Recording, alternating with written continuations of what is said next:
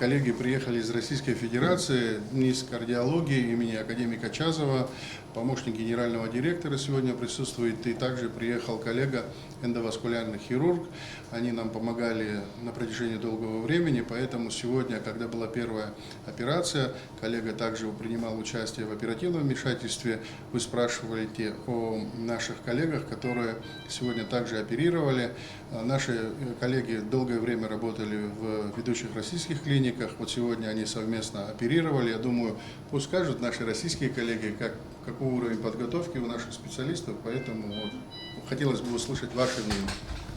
Ну, во-первых, открытие регионального сосудистого центра – это большой шаг в совершенствовании системы оказания помощи пациентам с заболеваниями сердца и сосудов. То оборудование, которое установлено на данный момент, оно позволяет осуществлять широкий спектр лечебных и диагностических вмешательств. И я хочу сказать, что коллектив центра, он подготовлен полностью для дальнейшей работы, для принятия новых пациентов. И очень радует то, что данный вид помощи высокотехнологичный, он будет сейчас приближен к жителям республики. Сегодня начали выполнять первые операции у пациентов с сосудистыми заболеваниями. Первый пациент был с ишемией нижней конечности, дальнейшие пациенты будут с болезнями сердца.